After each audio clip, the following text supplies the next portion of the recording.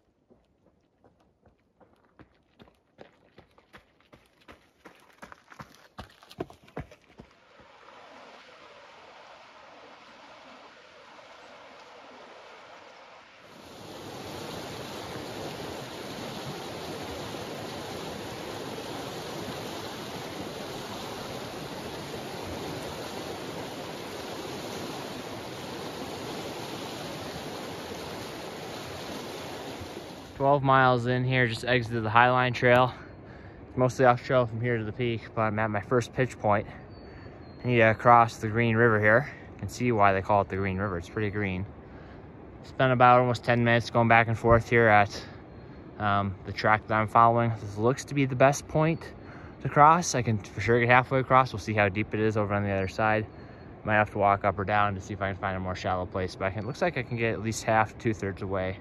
No problem. So I'm gonna switch into some different shoes so I don't get my running shoes wet and try and get across here as quickly and as safely as possible. All right, it took me about 20 minutes, but I finally made it across. I had to do 2 tries, but the way I did it, so you'll come across from over there, Highline Trail, you come down through a little swampy area and you get to the river here. Down there, there's a bunch of fallen trees. Don't go there. And then over there, there's a rock that kind of sticks out in there. Don't go there, it's too deep. So towards this side of the river I've crossed now, but there's this giant rock right here. And there's kind of a sandbar in the middle here. So you're gonna start kind of right on the side of this giant rock, and you'll see it's a little bit deep there, almost waist deep, at least mid-July. But you can get across to the sandbar, walk down the sandbar here, and then cross over right before this rock. You'll see it gets too deep before the rock, but you'll see there's a sandbar there. Then you can come right to this place and there's a log in the water. So that's the way I'm gonna recommend that you cross the Green River when it's this high. Typically, I would think it just goes down from here, water level wise, but right now we're probably peak mid runoff, so it's pretty high. I got up just below my waist. A little bit cold right now, but the sun should be up shortly, and I think I'll warm up rather quickly. Now on to Tourist Creek.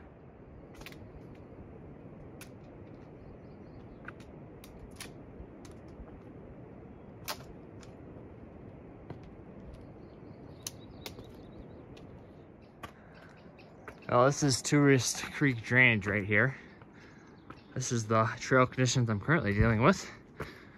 Slow going to say the least. I'm gonna hope there's an easier way down. Presumably coming down, I'll be able to see the trail instead of trying to look up here when I'm going up. So hopefully things go faster. Yeah, right now, it's quite the gnarly bushwhack. Very rocky.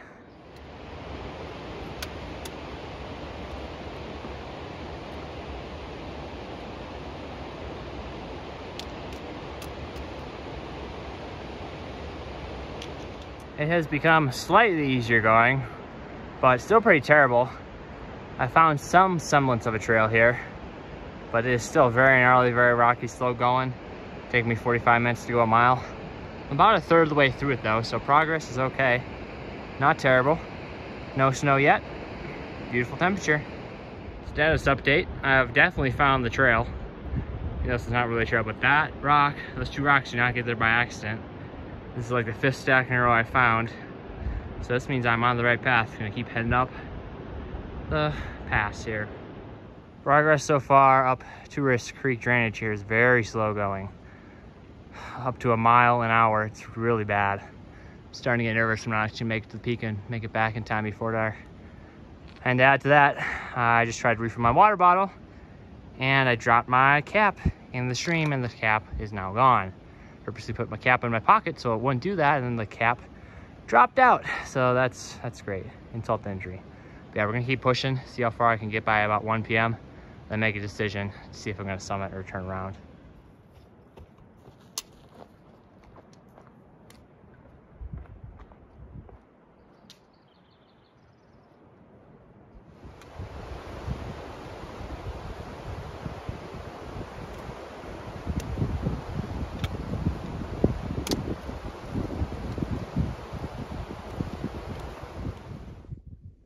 This might be my stopping point here. It's pretty much noon right now, which means I've been going for over 7 hours.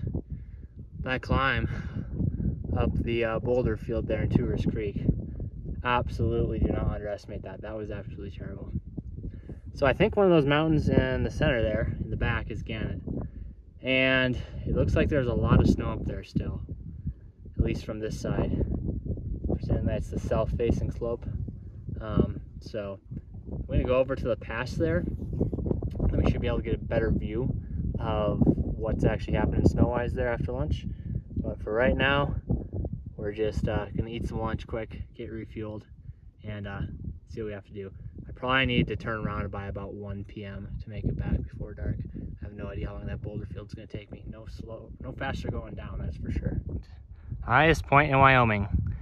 Unfortunately, I'm not going to be able to make it there today. I'm going to run out of time. It's still over 2 miles away from this point. It's currently 12:30.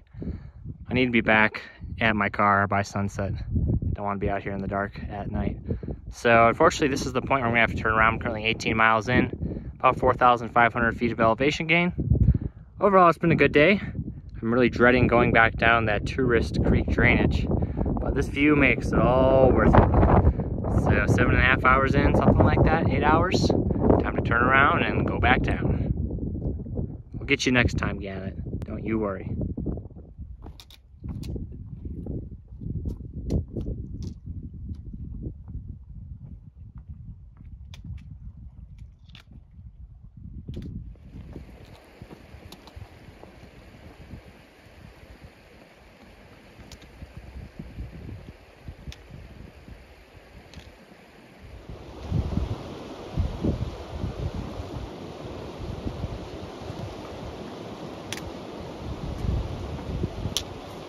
If you need an idea of what I'm dealing with the Tourist Creek drainage here, this is it. It's about at least 3 miles of this. No path, you just kind of got to pick your way through the drainage all the way back down into that valley back there. I guess it's gonna take me 2 more hours to get out of this mess. Crazy rocks here, crazy, crazy, crazy.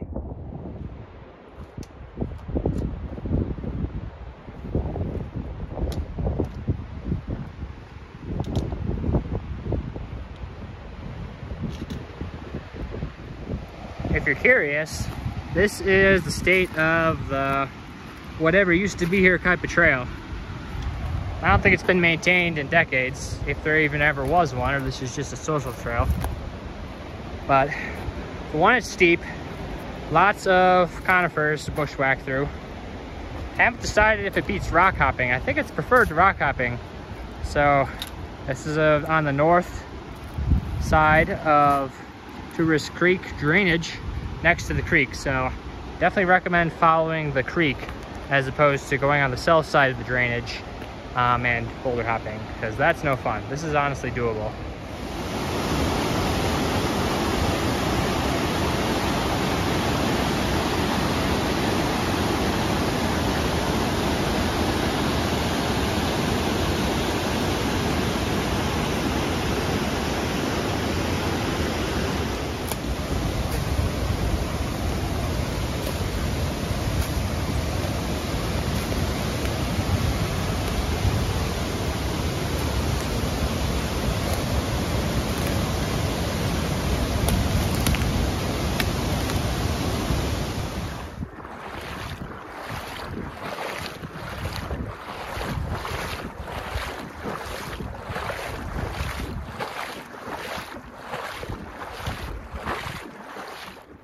back to an actual trail, which is so nice. And yes, in case you're wondering, it did take me 2 hours to go like those 2 miles back to this trail, but it took me 3 hours to get to this point this morning. Probably gonna take a little longer. It's 4 o'clock right now, 4 p.m. So expecting it to be back between 7 and 8 p.m. if all goes well. But yeah, just smooth sailing from here. Just gotta keep a good pace and finish her out.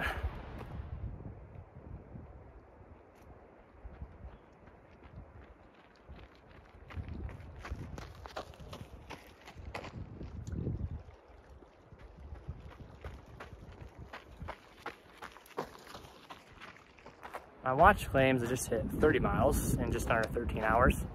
I think that might be a bit rich because I know my GPS jumped a bit when I was doing that endless hours of rock hopping, which was so fun. So it might be a little rich on the mileage, but either way, I should have about 5 or 6 miles left to go. It's currently just after 6 p.m. And I'm hoping to be back by 8.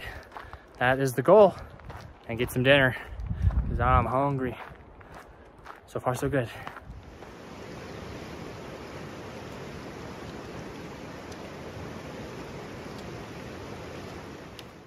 Made it back. Wow, that was a big day. Just under 15 hours, just over 36 miles, give or take, and about 5,160 feet of elevation gain. So yeah, tourist creek route for Gannett Peak. Be prepared for bushwhacking and boulder hopping. Oh my goodness. I was moving about 1 mile an hour up there. That really ate into my time. So I didn't get it this time, but I'll definitely be back. But yeah, the Highline Trail is really easy. Don't get fooled by that. Nice and flat, not much happening there. But once you get up to Tuberous Creek, be prepared for a long day. Other than that though, it was beautiful. I saw 4 moose, including 1 baby moose, which I've never seen before. So that's pretty cool. And it was a beautiful day. Weather was great. So I can't complain. We'll get it next time. Thanks for watching. Hope some of these tips were helpful if you want to go get Gannett through Tuberous Creek route on your own. Good luck. See ya out on the trail.